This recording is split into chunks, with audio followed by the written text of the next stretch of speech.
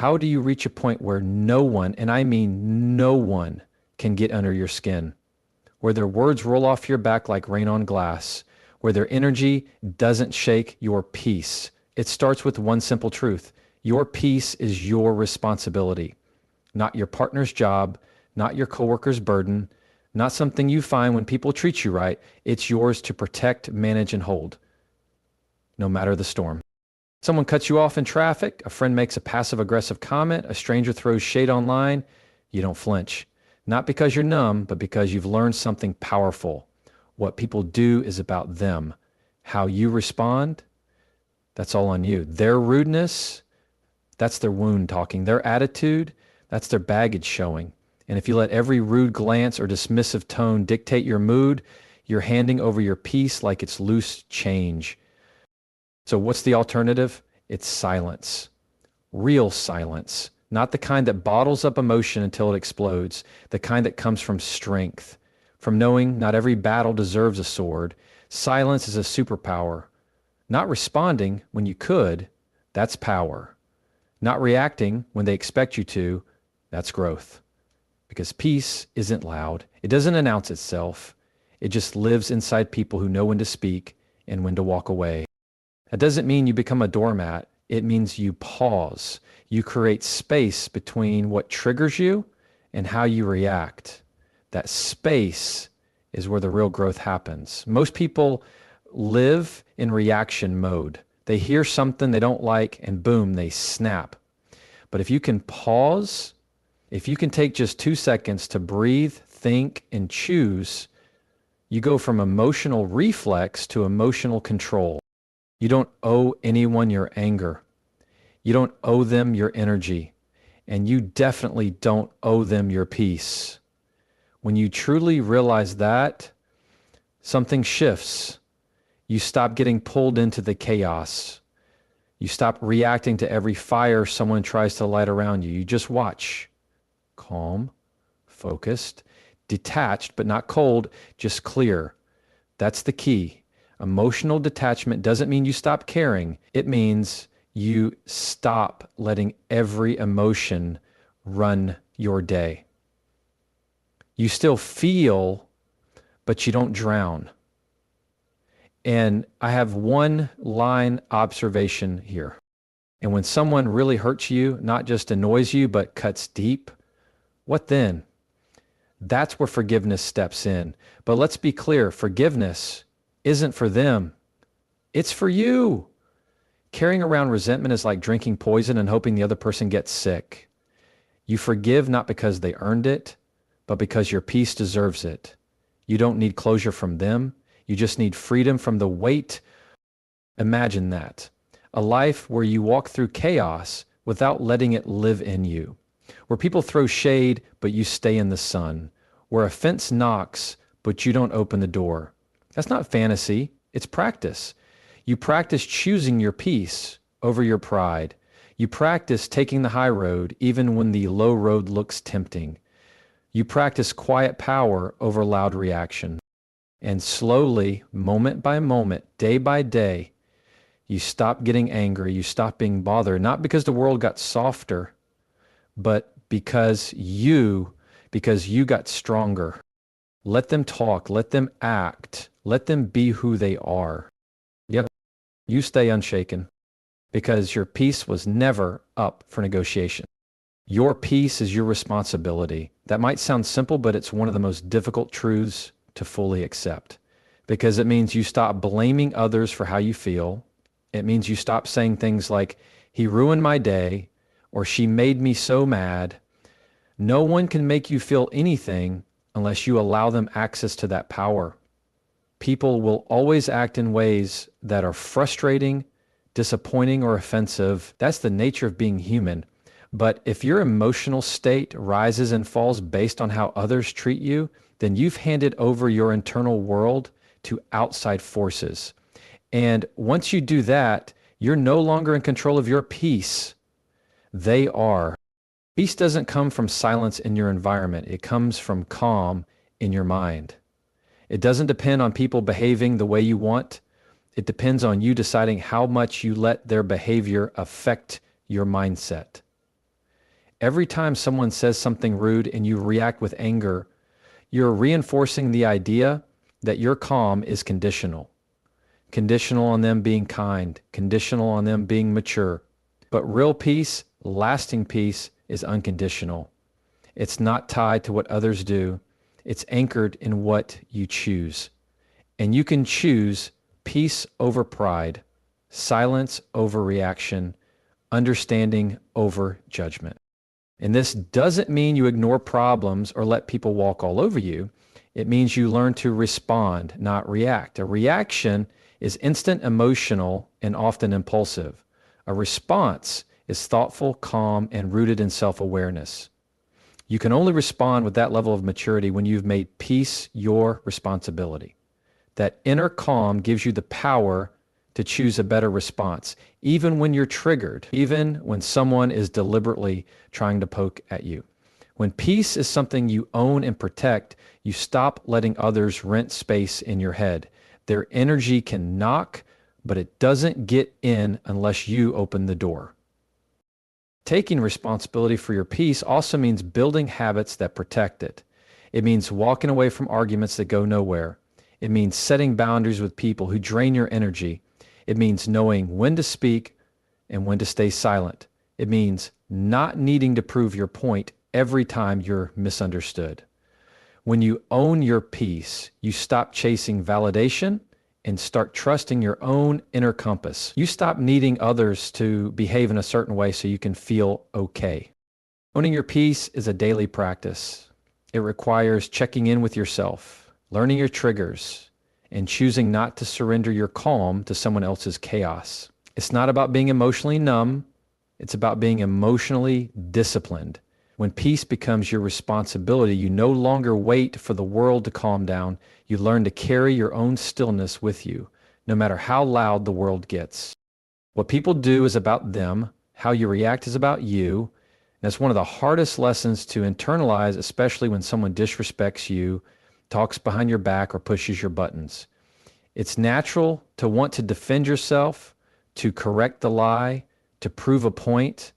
But if every offense controls your emotions, then your peace is still tied to other people's behavior.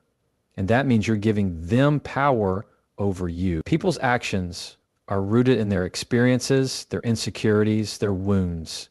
Their mood swings, rude comments, or dismissive tones often say more about their own struggles than they do about your worth. But if you make everything personal, you'll carry weight that was never yours to begin with. Someone rolls their eyes in a meeting, you feel disrespected. A friend cancels plans, you feel unimportant. A stranger makes a snide comment, you feel offended. But what if none of those things were actually about you? What if the person in the meeting was dealing with something heavy you can't see? What if your friend was overwhelmed and didn't know how to communicate? What if the stranger's comment was just a reflection of their own bitterness? And you pause to consider that possibility. You give yourself the power to choose a different reaction, one that's grounded, not reactive, one that protects your peace, not sacrifices it. This mindset doesn't mean you excuse poor behavior. It means you stop tying your emotions to it. You can hold someone accountable without letting them dictate your internal state. You can draw a boundary without losing your temper. You can walk away from disrespect without dragging the resentment with you. That's emotional maturity, understanding that your reaction is your responsibility. Even when someone else is in the wrong, it's not about letting them off the hook. It's about refusing to let them pull you out of character. When you realize that what they do is about them, you stop needing to defend yourself all the time. You stop feeling like you have to correct every misunderstanding. You stop over-explaining just to feel seen. You learn to let people be wrong about you without it shaking your foundation, because your identity isn't up for debate. It's not shaped by other people's opinions. It's shaped by how well you know yourself and how grounded you are in that truth. Taking ownership of your reaction doesn't make you weak, it makes you wise. It allows you to respond with clarity rather than reacting from hurt. And that's where your strength lies, not in how loud you are, but in how calm you stay. Not in proving a point, but in protecting your peace. People will come and go with all kinds of energy. Some will try to lift you, some will try to tear you down. But you're not here to manage them. You're here to manage you. And when you understand that, you stop chasing control and start walking in peace. Silence is a superpower. It's not loud, it doesn't grab attention, and it rarely gets celebrated, but it's one of the most powerful tools you'll ever have in a world that constantly demands your reaction. When someone offends you, your instinct is to clap back. When you're misunderstood, your ego wants to speak up and explain. When tension rises, every part of you wants to say something to defend your pride. But silence, intentional, calm, grounded silence, breaks that pattern. It allows you to step out of the emotional tug of war and into a place of clarity. It doesn't mean you're weak. It means you've outgrown the need to be reactive. There's a kind of silence that comes from fear or insecurity. That's not the one we're talking about. The silence that holds power is the one you choose when you know speaking in the moment will only add noise, not clarity. It's the silence that gives you space to observe instead of absorb. When you pause instead of react, you give yourself a chance to see the situation clearly. You're no longer playing the game on someone else's terms. You're operating from your own center. Sometimes people will provoke you just to see what kind of reaction they can pull out of you. They want you flustered, defensive, emotional, because that gives them control. But when you stay silent, you confuse that energy. They expected drama and you gave them peace. They wanted to argue and you gave them stillness. They wanted control, but you didn't hand it over. That kind of silence changes the dynamic. It shifts the power back to you without ever raising your voice. Silence also protects your dignity. There are moments when nothing you say will be heard clearly, moments when someone's mind is already made up, their ears already closed, their heart already hardened. Speaking into that moment is like shouting into the wind. It doesn't land where it needs to. But silence leaves room for them to reflect. Silence says, I won't waste my energy proving what's already true. And often that silence says more than words ever could. Choosing silence is also a form of self-respect. It's you saying, I value my peace more than winning this moment. It's you saying, I don't need to react to feel powerful. I already am. It gives you room to respond later if and when it's necessary from a place of strength instead of emotion. It lets you process the situation on your own terms. And more often than not, when you revisit it with a calm mind, you realize you didn't need to say anything at all. There's peace in not having the last word.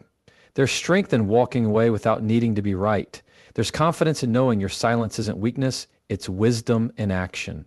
Because when you stop needing to react to every trigger, you start reclaiming your emotional power, one quiet moment at a time.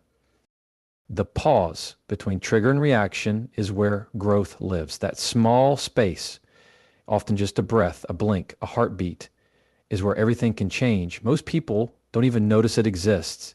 They get triggered and instantly react. Someone insults them and they snap back. Someone disagrees and they raise their voice. Someone ignores them and they shut down. It's all automatic. But growth doesn't happen in the growth happens in the intentional. And that pause is your opportunity to be intentional instead of impulsive.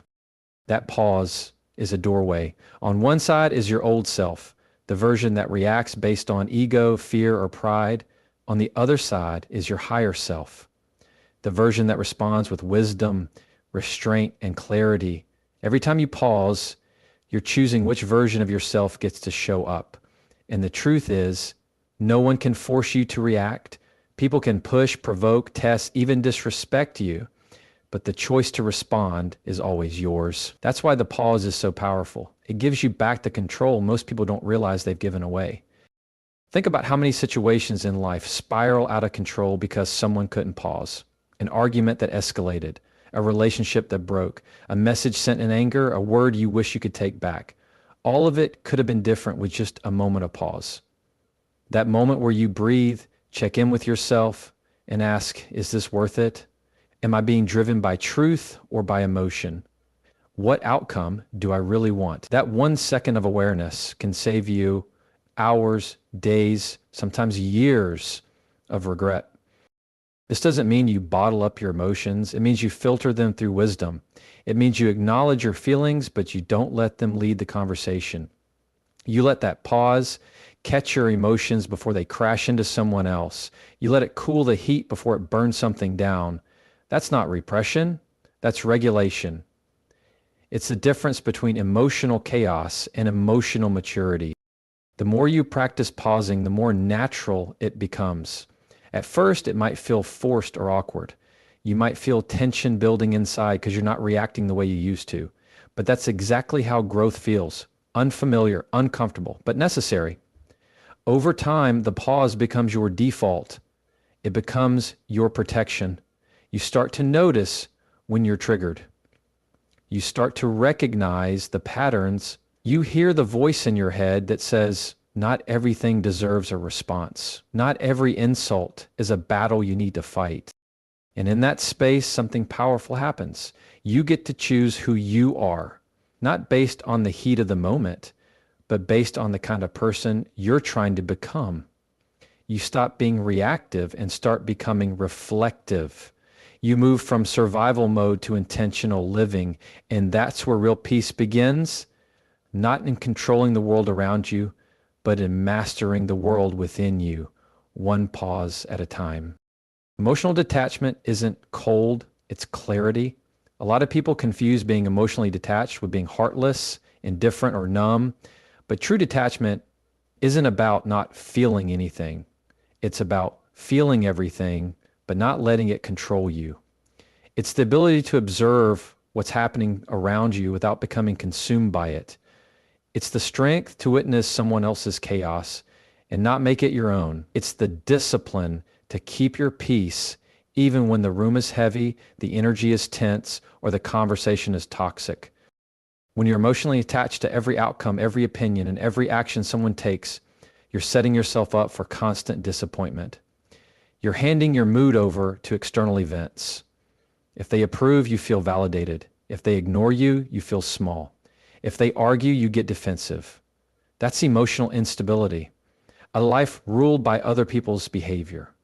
But when you practice detachment, you step back. You say, I see what's happening, but I don't have to be swallowed by it.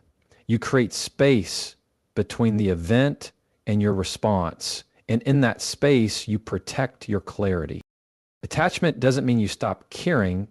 It means you stop over-caring about things that are beyond your control. You don't have to absorb every emotion thrown your way. You don't have to fix everything.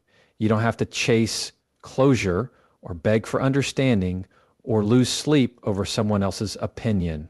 You can show love without being dependent. You can care deeply without losing yourself. That's the balance detachment gives you. You stay connected to others, but rooted in yourself. One of the most powerful aspects of emotional detachment is that it lets you hear clearly. When you're not clouded by emotional reactivity, you can see what's really going on beneath the surface. You can listen without instantly taking offense. You can process criticism without spiraling into self-doubt. You can witness someone's pain without thinking it's your fault or your job to fix them. That clarity changes everything. It lets you navigate life with wisdom instead of woundedness. People may not always understand your calm. They might mistake it for coldness. But that's because most people are used to noise, to dramatic responses, to immediate reactions, to emotional chaos. When you bring stillness, it can be unsettling to those who thrive on drama. But that's not your concern. Your concern is protecting your clarity. Your concern is staying grounded, staying kind, staying aware, even when everything around you wants to pull you into the storm. Emotional detachment is what gives you the power to keep showing up with compassion without being drained, to set boundaries without guilt, to let go without bitterness. It's what allows you to stay in your peace when others are still trying to find theirs. And once you learn to live from that space, you realize you don't need to win arguments or seek approval or carry what was never yours to hold. You just need to stay clear, stay present, and stay true to the version of yourself that peace has been trying to build all along. Forgiveness isn't for them, it's for you. That's something most people don't realize until they've carried the weight of resentment for far too long. You think by holding on to the hurt, you're keeping the other person accountable. You think your anger is a form of justice. You replay what they said, how they acted, what they never apologized for, thinking that somehow your pain punishes them, but it doesn't. It punishes you. It keeps your mind stuck in a moment that's already over. It turns a single event into a repeated injury. Forgiveness is not about excusing what they did. It's about refusing to let what they did live inside you any longer. Holding on to pain can feel powerful in the moment. It gives you a reason to stay guarded, a shield to protect your heart, a narrative to hold on to. But over time, that pain doesn't protect you. It poisons you. It seeps into your joy, your peace, your trust in others. It shows up in how you treat new people, how you speak to yourself, how much you let love in. And the person who hurt you, they might not even be thinking about it. They've moved on. Meanwhile, you're still reliving the wound. That's why forgiveness is a gift you give yourself. It's a decision to stop bleeding for someone else's mistake. Forgiveness doesn't mean reconciliation. It doesn't mean you let that person back into your life. It doesn't mean you pretend like nothing happened. It means you acknowledge the pain, learn the lesson, and release the grip it has on your soul. You let go, not because they deserve it, but because you do. You deserve to be free from the heaviness. You deserve to laugh again without bitterness in your chest. You deserve to sleep without your mind racing through old arguments. Forgiveness is how you make space for that kind of peace. Sometimes the hardest person to forgive is yourself, for the times you stayed too long, for the things you allowed, for the mistakes you made. But self-forgiveness is just as important. You were doing the best you could with what you knew at the time. Beating yourself up won't change the past, but it will block your growth. Just like you wouldn't want someone you love to carry guilt forever, you owe yourself that same compassion. Forgiveness of others and forgiveness of self are both acts of emotional maturity. They're not about forgetting, they're about healing. People might never say sorry. They might never acknowledge what they did. And if your healing depends on their apology, you might be waiting forever. But when your healing depends on your choice, you take your power back. You don't need closure to close a chapter. You just need the courage to say, I won't carry this anymore. Because your peace is worth more than your pride. And your future is too important to keep dragging old pain into it. Forgiveness is the key that unlocks that future. Not for them, but for you.